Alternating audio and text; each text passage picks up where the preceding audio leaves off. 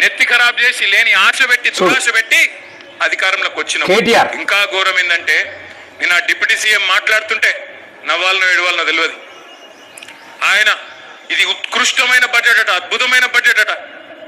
నాకు ఒకటే గుర్తొచ్చింది, ఈ మధ్యన దేశపతి శ్రీనివాస్ గారని మన ఎమ్మెల్సీ ఉంటాడు, ఆయన ఒక మంచి పాట రాసిండు, గోవింద గోవింద 6 గ్యారంటీలు గోవింద అని.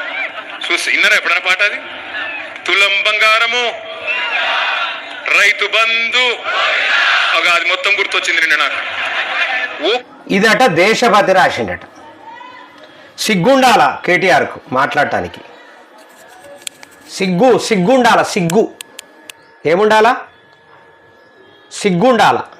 రేపు నేను ముఖ్యమంత్రిని అవుతా అని చెప్పేసి పెద్ద పకడ్బందీగా ప్లాన్ చేసుకుంటున్నావు కదా, సిగ్గుండాల. ఆ పాట రాసింది ఎవరో తెలుసా మీకు? దాన్ని క్రియేటర్ ఎవరో తెలుసా?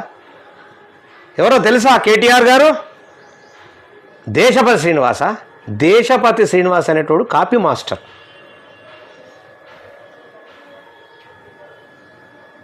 దేశపతి శ్రీనివాస్ అనేటోడు కాపీ మాస్టర్. మీ రసమయ్యేది బాలకేషన్ కాపీ మాస్టర్. కాపీ కొట్టి ఒక గూడంజయ్య రాసినటువంటి పాటను నేను రాసినని చెప్పుకున్నటువంటి దుర్మార్గుడు రసమయ్య బాలకిషన్. ఒక వరంగల్ సీనన్న రాసినటువంటి పాటను నేను రాసిన అని చెప్పి చెప్పుకున్నటువంటి దుర్మార్గుడు దేశపతి శ్రీనివాసు. మాకా చెప్పుడు నన్ను అడుగు చెప్తా, ఏ పాట ఎవరు రాసినరో, ఏ పాట ఎవరు వాడినరో నన్ను అడుగు చెప్తా, ఏ పాట ఎవరు సంగీతం చేసిరో నన్ను అడుగు చెప్తా. అబద్ధాలు చెప్పుకుంటూ ప్రజలను మోసం చేసుకుంటూ ప్రజలతోని శభాష్ అనిపించుకుంటూ పబ్బం గడుపుకుంటున్నటువంటి మీలాంటి దుర్మార్గులు ఇలా మాలాంటి వాళ్ళ పాలిట శాపాలుగా మారిండ్రు. మీరే ప్రధానం. దాన్ని రామలింగన్ రాసిండు.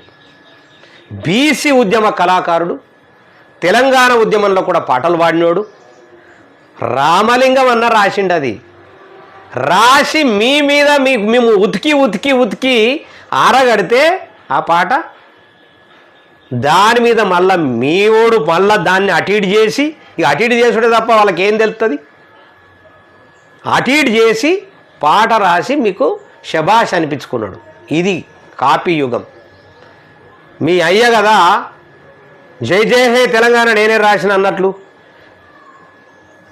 చూడు నల్లగొండ గుండె నిండా ఫ్లోరైడ్ బండ బొక్కలొంకర పోయిన బతుకులు అది నేనే రాసినని చెప్పినట్లు ఇది మీరు చెప్తున్నారు. ఇది సుతెపూస మాటలు.